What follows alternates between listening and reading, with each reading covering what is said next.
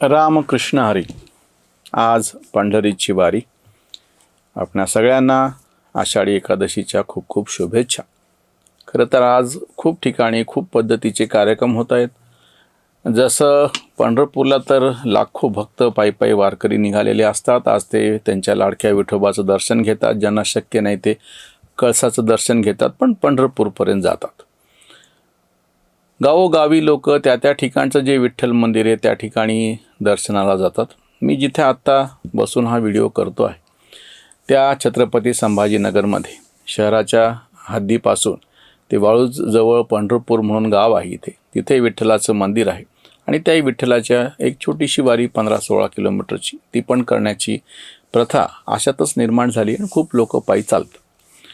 एक दोन फार थोडेसे वेगळे मुद्दे मला दिल्लीचं सगळं आंदोलन विद्यार्थ्यांनी ज्या पद्धतीनं चालवलेलं आहे आणि त्याच्यामध्ये ज्या नको त्या गोष्टी घुसलेल्या आहेत आणि वारीची एक परंपरा, आणि मला असं वाटलं की त्यांच्यामध्ये एक काहीतरी त्यांचा एक सांधा आपल्याला जुळवून काही सांगावं लागेल लोकांना किंवा समोर ठेवायचं आहे. अतिशय घाणेरडी अशी जेव्हा भाषा वापरली गेली आणि ही नवीन पिढीची जनरेशन झेडची कशी भाषा आहे असं समर्थन करताना मोठे मोठे लोक दिसले. त्यातला एक व्हिडिओ मी तुम्हाला, सलीम यादव, म्हणजे त्यांचं नाव योगेंद्र यादव पण त्यांचं नाव सलीम कसे त्यांनी सांगितलं, मी नाही आरोप केला हा असा. त्यांचा एक व्हिडिओ समोर आलेला आहे आणि तो तुम्हाला मी दाखवतो आणि त्याच्यानंतर मग आपण वारीशी त्याचा मी कसा संदर्भ जोडलाय तुम्हाला सांगतो. मैं काफ़ी वक्त से कह रहा हूँ कि अब देखिए, अब इस देश में डेमोक्रेसी का फ्यूचर संसद से तय नहीं होगा, सड़क से तय होगा, इलेक्शन से तय नहीं होगा, रेजिस्टेंस से तय होगा. और 20 तारीख को उसकी एक झलक, एक छोटी सी झलक हमने देखी. छोटी तो नहीं थी जी, लेकिन इतिहास की दृष्टि से देखें तो एक झलक हमने देखी. तुम्ही ऐकलत? आता हे असं म्हणतायत की संसदेमध्ये नाही, रस्त्यावरती ह्याचा फैसला होईल. रस्त्यावरती फैसला होत असताना ज्या पद्धतीनं हिंस्त्र असं प्रत्यक्ष ह्यांच्याकडून जे हल्ले केले गेले, पोलिसांनी लाठीमार केला वगैरेचे अतिशय चूक पद्धतीचे आणि कॉन्टेक्स्ट सोडून व्हिडिओ समोर हे केले जातात, जेव्हा की हे प्रत्यक्ष ते बॅरिकेड सोडून पुढे गेलेले होते. रस्त्यावरती उतरून 800 वर्षापासून पायी वारकरी कसे चालू शकतात, रस्त्यावरती उतरून काय करता येऊ शकतं त्याचं प्रत्यक्ष उदाहरण म्हणजे ही पंढरीची वारी आहे. आणि रस्त्यावर उतरून काय करता येऊ शकत नाही किंवा काय करू नये याचं उदाहरण म्हणजे प्रत्यक्ष हे तथाकथित काँग्रेस जनता पार्टीचं आंदोलन आहे आणि त्याचं समर्थन करणारे हे लोक आहेत. मला जो वारीच्या निमित्तानं जो 2 संदर्भ तुमच्यासमोर ठेवायचे, सगळ्यात पहिली गोष्ट म्हणजे अतिशय घाणेरडी अशी भाषा आणि त्याचं समर्थन करणारे हे सगळे लोक, मोठे लोकसुद्धा. आणि आमच्याकडे संप्रदायाने भाषेच्या बाबतीमध्ये जे काही सांगितलेलं आहे की जी शुद्ध अशुद्धता पाळायची आहे, अगदी नाटक वगैरे करताना सुद्धा अतिप्रसंग कसे दाखवायचे नाहीत, भडक कसं काही दाखवायचं नाही, बिभत्स हा रस जो आहे तो कसा अतिशय मर्यादित वापरायचा आहे, असे कितीतरी संकेत दिलेले आहेत. वारकरी संप्रदायाने बोलण्या चालण्याच्या बाबतीमध्ये जी शिस्त घालून दिलेली आहे, वाणीमध्ये ज्या पद्धतीचं त्याच्यावरती संयम असा सांगितलेला आहे, ते सगळं राहिलं बाजूला आणि तुम्ही आता समर्थन करायला लागलात आणि ते रस्त्यावर उतरून. आणि जेव्हा की रस्त्यावर उतरून पंढरपूरला जे सगळे हजारो नाही, लाखो नाही, करोडो संपूर्ण महाराष्ट्राचा विचार केला आणि वेगवेगळ्या छोट्या छोट्या ठिकाणी लोक जेव्हा वाऱ्या काढतात त्याही मूल्य तर किमान करोड लोक बसतील. ते इतक्या करोडो लोकांची म्हणजे अक्षरशः 10% तरी किमान महाराष्ट्र हा सध्या रस्त्यावरती आहे आज. अतिशय शांततेने, अतिशय सभ्यतेने, सुसंस्कृत शालीन पद्धतीने 800 वर्ष झाले पण अजूनही वारी पायीच चालू आहे. हे म्हणतात ना जनरेशन झेड आणि बदल झालं, काही बदल झालेला नाही आहे. आजही वारी पायीच करावी लागते. हेलिकॉप्टरने करून जमत नाही, विमानानं करून जमत नाही, कुठल्या वाहनानं करून जमत नाही.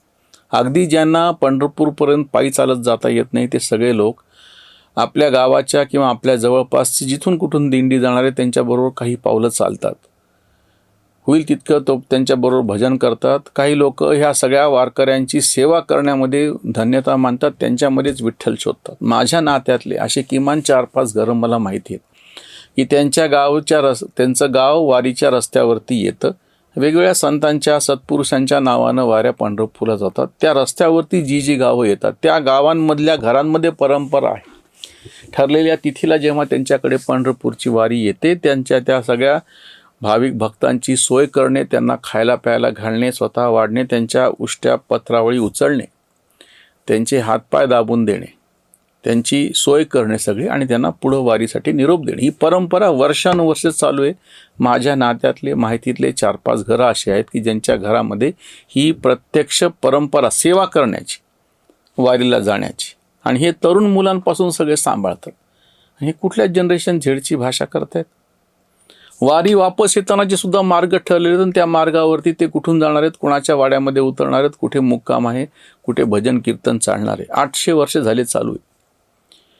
कुठल्या जनरेशन झेडची भाषा तुम्ही करता? आज ज्या जनरेशनला अतिशय घाणेरडी अशी भाषा त्यांनी वापरल्याच्या नंतर त्याचं समर्थन करणारे लोक आहेत. शरदा चिये चंद्रकळे, माझे अमृतकण कोवळे, सेवावे होऊन मवाळे, चकोर तलगे. काय वय होतो माऊलींनी हे लिहिलं तेव्हाच. आज जे जनरेशन झेडच्या घाणेरड्या भाषेचं समर्थन करणारे माझ्या वयापेक्षाही जास्त असे ज्येष्ठ आहेत, मराठीच आहेत ती माणसं. म्हणजे हिंदीचं बाजू बाकीच्या भारतातल्या लोकांचं म्हणत नाही, मराठीतलं म्हणतो मी. त्यांना माहिती नाही हे जे काही लिहिलं ज्ञानेश्वर माऊलींनी. काय वय होतं माऊलींचं तेव्हा? तुकाराम महाराज, सगळ्या संतांचं वय काय होतं तुम्ही काढा बरं मला. कुठल्या वयापासून ते ह्याच्यामध्ये आहेत? ते काही सगळं आटपल्याच्या नंतर आता निवांत रिटायरमेंट घेतलेली आहे आणि नंतर मग काहीतरी रिकामपणाचा उद्योग म्हणून त्यांनी वारकरी संप्रदाय चालू केला, असं घडलंय का काही? सगळ्या संतांनी त्यांच्या अगदी त्यांना समज आली तेव्हापासून स्वतःला या विठ्ठल भक्तीमध्ये वाहून घेतलेलं आहे. हे उदाहरण आमच्या महाराष्ट्रातलं आजचं सांगतो मी तुम्हाला. हा व्हिडिओ मी तुमच्या समोर ठेवतोय त्याच वेळेस इथून वारी निघाली. आम्ही जो भटका तांडा म्हणून गेले 6 वर्ष एक प्रयोग करतो, चळवळ चालवत आहोत. त्या भटक्या तांड्याच्या लोकांनी सुद्धा ठरवलं या वर्षीपासून की या वारीमध्ये आपणही सहभागी होऊयात. म्हणजे आपण वेगवेगळे जातो, एकत्र जाऊयात आपल्या भटक्या तांड्याचा, तिथून एक छोटा बॅनर घेऊन जाऊयात आणि आपणही त्याच्यामध्ये सहभाग आपला नोंदवूया. आत्ताची गोष्ट. आणि ह्याच्यामध्ये पुढाकार घेणारे सगळे तरुण मुलं आहेत. आणि हे काय सांगतात, जनरेशन झेडची घाणेरडी जी भाषा आहे ती आजच्या ह्याची भाषा आहे. ही मी तुम्हाला कृती दाखवते तरुण मुलांची. ज्या हेरिटेजसाठी ह्या शहरामध्ये काम चालू आहे छत्रपती संभाजीनगरमध्ये, त्याच्यामध्ये पुढाकार घेणारी बहुतांश तरुण पिढी आहे. यापूर्वी पण मी व्हिडिओ केलेले, पुढं पण वेगवेगळ्या निमित्तानं संदर्भ देईल त्यांचे व्हिडिओ तुमच्यासमोर. ठीक, तर आम्ही खरं तर मालिकाच भटका तांडा ह्या नावानं जसं एक पॉडकास्ट सुरू केलेलं आहे वारकरी संप्रदायाच्यासाठीचं, दुसरं आम्ही टाउन प्लॅनिंगसाठीचं, गर्दीचा आजार शहर बेजार, आणि तसं आता दुसरं एक सगळं मालिका जी सुरू करतो आहोत ती भटकंतीच्यासाठी. तरुण लोक आहेत हे सगळे. एवढं असताना सुद्धा तुम्ही आत्ताच्या तरुण पिढीमधले काही विकृत लोक अशा पद्धतीची भाषा वापरते आणि तुम्ही त्याचं समर्थन करताय. जी एक व्यवस्था समाजानं आखून दिलेली असते संसदीय पातळीवरची. बरं, हे तर आजची संसद. वारी नावाची आमची जी धार्मिक संसद केव्हापासूनची आहे?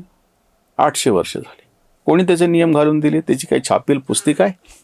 पण सगळे ते पाळतात. सगळे साधेपणा सगळ्या ह्याच्यामध्ये वापरतात. कुठेही सगळ्या अख्ख्या वारीमध्ये कुठेही मांसाहार केला जात नाही. जे मांसाहारी आहेत ते पण हे 4 महिने मांसाहार करत नाहीत. कांदा लसूण खात नाहीत लोक, बाकीचं सोडा.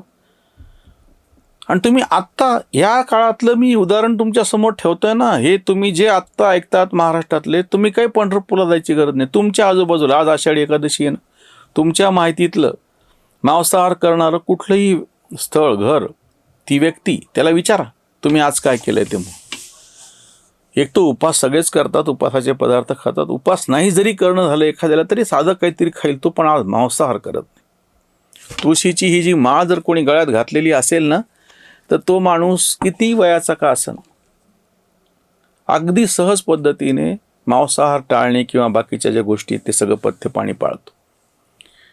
आणि हे आजच्या जनरेशनची भाषा ही अशा पद्धतीची, त्यांना स्वातंत्र्य, ते काही तुमची जुनं काय ऐकत नाहीत म्हणाले. काय झालं? दुसरा जो एक मुद्दा आहे शेतीचा. हा सगळा पेरणीचा काळ आहे. पहिले जे 2 पाऊस पडतात त्याची शक्यता नसते, त्याच्यामुळे नंतरचा जो पाऊस पडतो, आता हे पुष्य नक्षत्र लागलेलं आहे, नंतरचा हक्काचा पाऊस पडतो. म्हणजे पूर्णपणे पेरणीचे कामं प्रत्यक्ष आषाढी एकादशीच्या दिवशी झालेले असतात.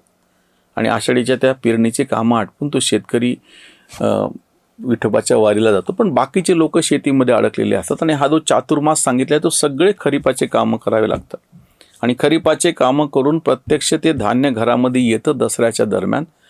त्याच्यानंतर सीमोल्लंघन म्हणजे बाकीचे सगळे त्यांच्या वरले जातात आणि बाकीचे संसारिक लोक हा दिवाळी केल्याच्या नंतर बाकीच्या उद्योगांच्यासाठी मार्गी लागतात. तेव्हा त्याला म्हणतात प्रबोधिनी एकादशी म्हणजे कार्तिकी एकादशी. म्हणजे देव जागे झाले ना, आता आपल्या बाकीचे कामं करायचे आहेत.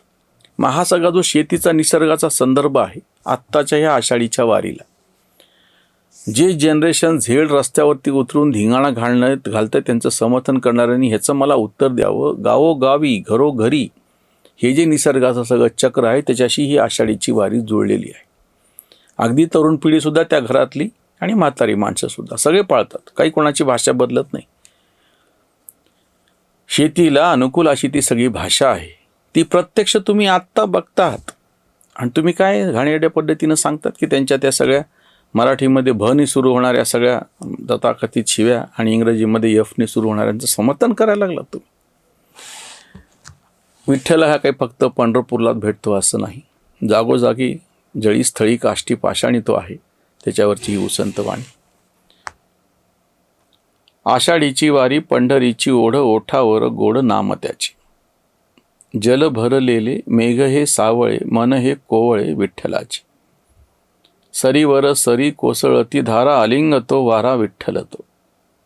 काळ्या मातीतून कोंब उगवले तेच तेज प्रगटले चैतन्याचे. वारीमध्ये सारे गेले मिसळून आले घुसळून एक तत्व. अजूनही वारी पायीच चालते भक्तीला तोलते विठ्ठलाशी. कांत जळी स्थळी भेटे पांडुरंग व्यापे अंग अंग चैतन्याचे. व्यापे अंग अंग चैतन्याचे. प्रत्येक ठिकाणी पांडुरंगाचा वास आहे. त्याच्यामुळे आपली जीभ विटाळतो तेव्हा आपण पांडुरंगाचाच अपमान करतो अशी आमच्या वारकऱ्यांची भावना आहे, श्रद्धा आहे आणि ते पाळतात.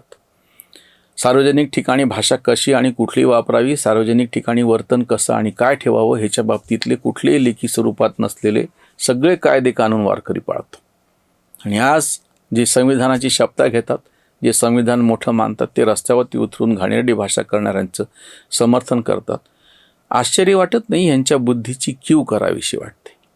आणि मी काही फार सज्जनपणे वगैरे नाही काही म्हणत. तुकाराम महाराजांच्याच भाषेत सांगायचं तर भले त्याला देव कासेची लंगोटी नाथाळाच्या काठी हाणू माथा, तसं येते. हे जे नाठाळ आहेत ना, यांना कायद्याची काठी बसलीच पाहिजे. त्यांच्यावरती कारवाई झालीच पाहिजे. त्यांच्यावरती FIR दाखल झालेच पाहिजेत. कोणीही कुठल्याही पद्धतीनं हिंसाचार करत असेल तर त्याचं आम्ही समर्थन करत नाही, पण दुसरीकडून त्यानं केलाच तर त्याला सटकावल्याशिवाय राहत नाही. आमची तुकारामाची परंपरा आहे. आषाढीच्या परत एकदा सगळ्यांना शुभेच्छा. जळी स्थळी काष्टी पाषाणी विठ्ठलच असल्यामुळे जरा वागताना बोलताना नीट वागायचं, हाच आषाढीचा संदेश आहे. इथेच थांबूया. धन्यवाद. धर्मजागृतीचा विधायक बुरुज Analyzer News.